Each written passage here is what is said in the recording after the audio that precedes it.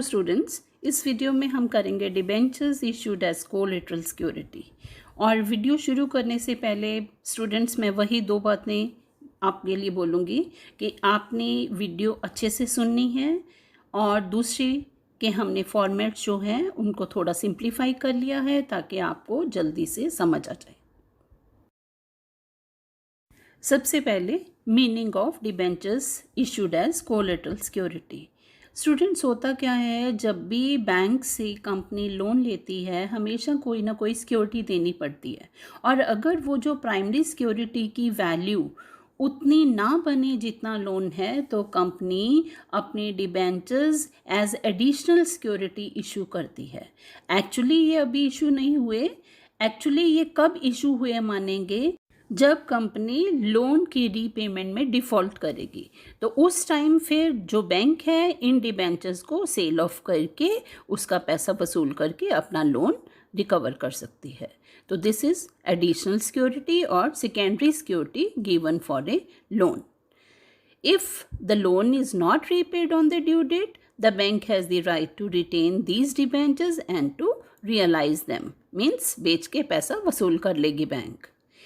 सबसे इम्पॉर्टेंट बात, interest is not payable on debentures issued as collateral security, क्योंकि ये एक्चुअल इशू अभी नहीं है।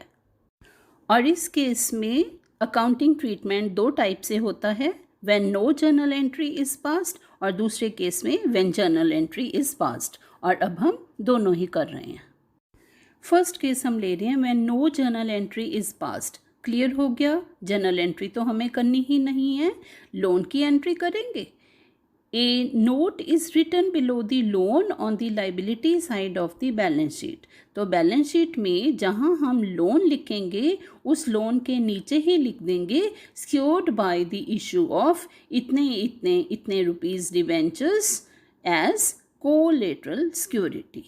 तो स्टूडेंट्स, जैसे आपको एक्सट्रैक्ट ऑफ बैलेंस शीट दिखाया हुआ है, इक्विटी एंड लाइबिलिटीज़ के अंडर नॉन करंट लाइबिलिटीज़ के अंदर हमारा सब हेड है लॉन्ग टर्म बोरोइंग्स। तो लॉन्ग टर्म बोरोइंग्स के अंडर हम इसका अमाउंट शो करेंगे और उसकी डिटेल नोट्स टू अकाउंट्स में शो करेंगे।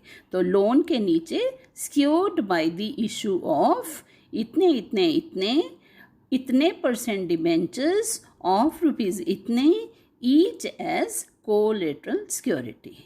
तो इतना ध्यान रखना, अगर लॉन्ग टर्म के लिए लोन लिया तो हम लॉन्ग टर्म बोरोइंग्स में शो करेंगे और अगर शॉर्ट टर्म के लिए लोन लिया है तो शॉर्ट टर्म बोरोइंग्स में शो करेंगे।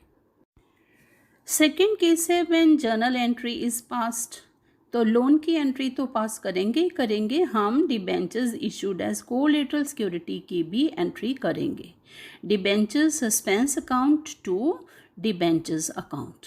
स्टूडेंट्स, आपको पता है सस्पेंस अकाउंट हमेशा ही टेम्प्रेरी अकाउंट होता है, तो ये टेम्प्रेरीली हम ओपन कर रहे हैं क्योंकि ये डिबेंचर्स एक्चुअल इशू नहीं है अभी। In the balance sheet, the method to show this will be same, but in notes to accounts it will be shown as under.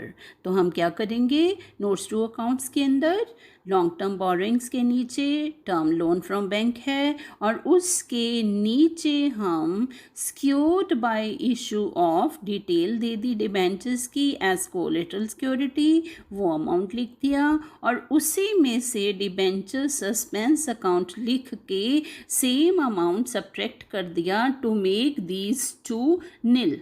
ठीक है, और बाहर टर्म लोन फ्रॉम बैंक वही अमाउंट आएगा जो हमने लोन ले रखा है। When the loan is repaid, the entry is reversed in order to cancel it. तो फिर जर्नल एंट्री हो जाएगी debentures account debit to debenture suspense account.